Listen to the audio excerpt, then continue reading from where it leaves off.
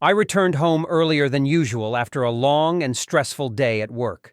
The sun was already setting, and the house was plunging into soft twilight. As soon as I entered the house, I noticed that the light was on in the attic.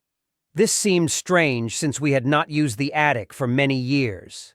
Climbing the creaky stairs, I opened the door to the attic. My eyes widened in surprise. There, in the corner, there was a large bed, and around it were scattered children's cards with the inscription, "We love you, Uncle Andre," signed by our children. What the hell? I exhaled, trying to comprehend what I saw. My thoughts were interrupted by the sound of footsteps. She appeared at the attic doorway, looking shocked by my sudden appearance. "Are you already at home?" Her voice trembled. "What's going on here?" I stared at her, feeling anger rising inside me. She was silent, lowering her eyes. At that moment, everything became clear. I left the room, slamming the door. My mind was racing with thoughts, but one thing was clear. I had to do something. The next day, I decided to keep an eye on her. She said that she had a meeting with her friends and, as usual, left the house. My heart was racing as I quietly followed her in my car. She drove through the city, stopping at a small cafe on the outskirts. I parked at a distance and watched as she walked inside. A few minutes later, a man joined her. It was Andre, her colleague whom she often mentioned. They sat close to each other, laughing and talking.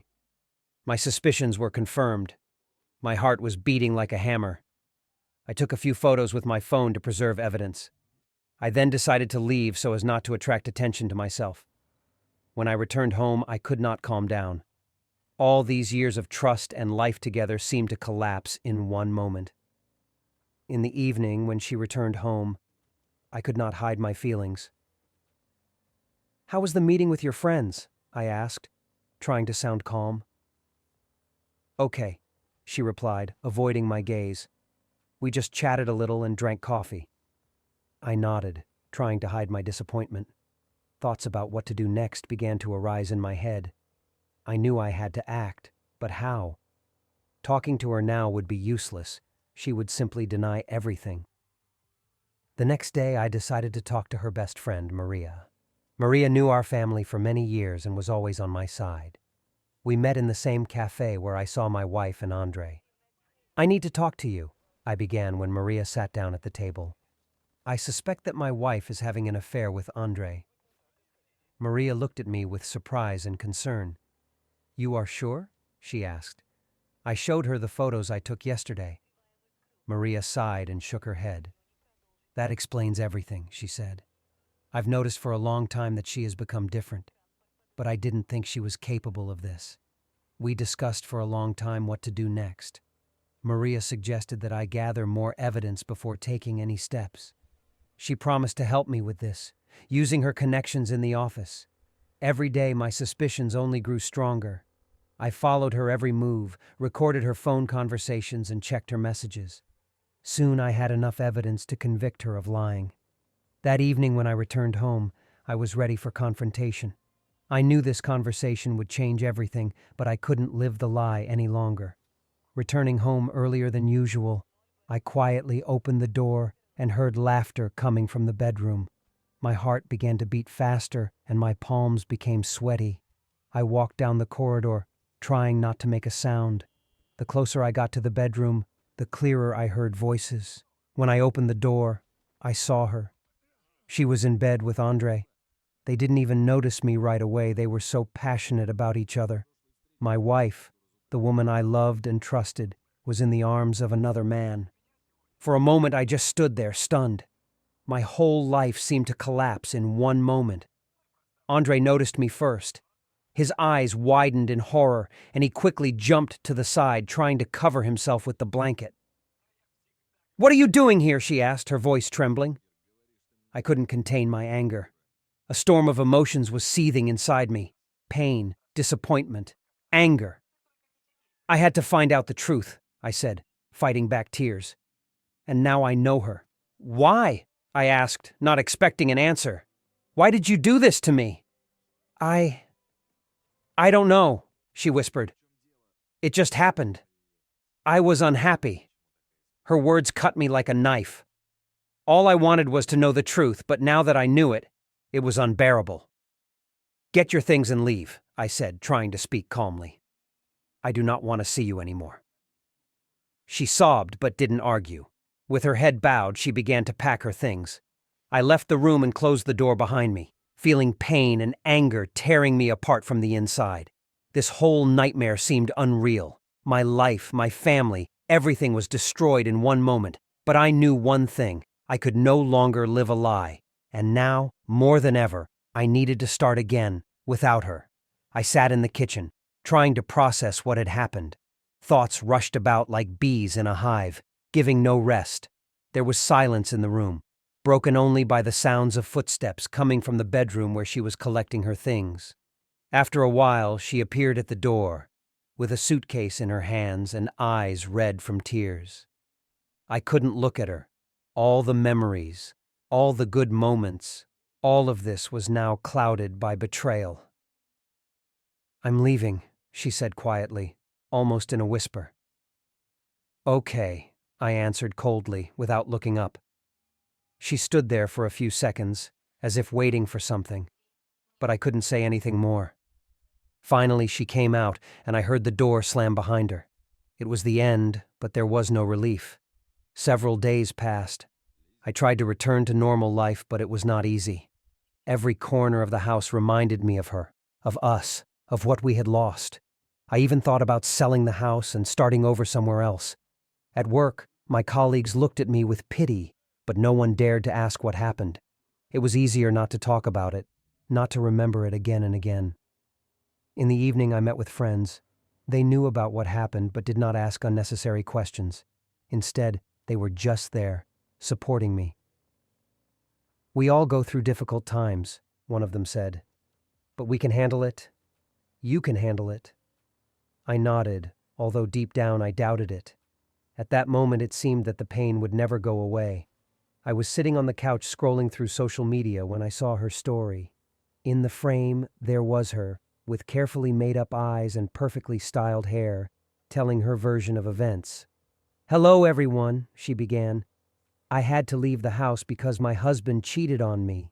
It was terrible. I couldn't stay there any longer, and he kicked me out. At first, I couldn't believe my eyes and ears. I thought I might have misunderstood or that this was some kind of prank.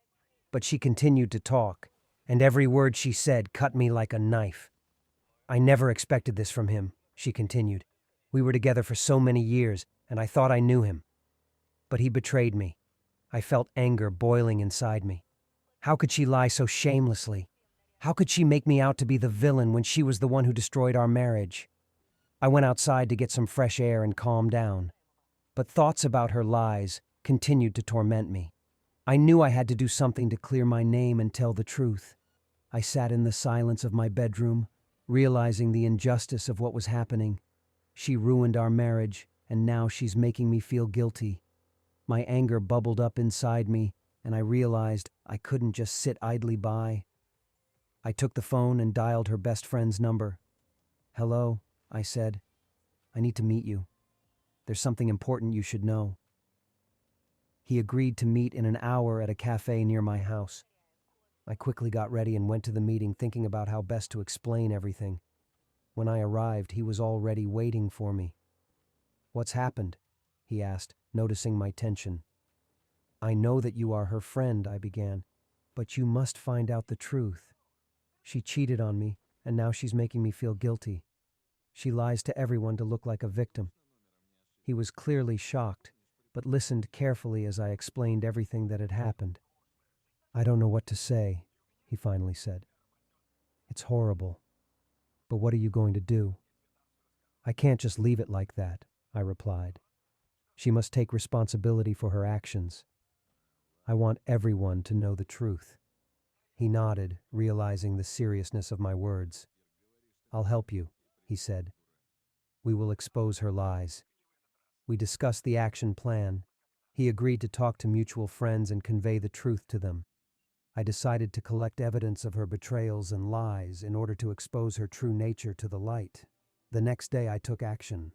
I collected all possible evidence of her infidelity: correspondence, photographs, videos. I have prepared all this for publication. Now all that remained was to wait for the right moment to expose her true face. I spent the next few days preparing. I knew that if I wanted to convey the truth, I had to be careful and deliberate. I collected all the evidence and created an anonymous social media account to start spreading the word. That same evening, I started publishing posts and videos. Soon my posts began to gain popularity and people began to wonder what really happened. My phone was blowing up with calls and messages. Friends and acquaintances who had previously supported my wife now began to doubt her words. I felt that justice was finally beginning to prevail. A few days after the campaign began, my wife called me. "What did you do?" she shouted into the phone. "You destroyed everything!" "I just showed people the truth," I answered calmly. "You ruined our marriage, and now you're trying to make me feel guilty." She was furious, but I felt confident. I knew I had made the right move. "This is not the end yet," she threatened. "I'll find a way to prove I'm right." I hung up the phone, realizing that many more difficulties awaited us ahead, but I was ready to fight for the truth to the end. My friend, to whom I told the whole truth, actively helped me in this struggle. He spread the word among our mutual friends and acquaintances, telling us what really happened. People began to turn away from my wife, realizing that she had deceived them. The support of friends and acquaintances gave me strength and confidence that I was doing the right thing. Over time, the situation began to calm down. My wife stopped trying to make me feel guilty and admitted her mistake. We decided to separate, and I started a new life. I felt that despite all the difficulties, I was able to defend my honor and truth. Life began to improve, and I realized that new opportunities and a happy future awaited me. Moral of the story. Sometimes in life, it happens that people we love and trust betray us. But it is important not to give up and fight for truth and justice. It is important to surround yourself with people who will support and help in difficult moments. Justice will always prevail if you fight for it.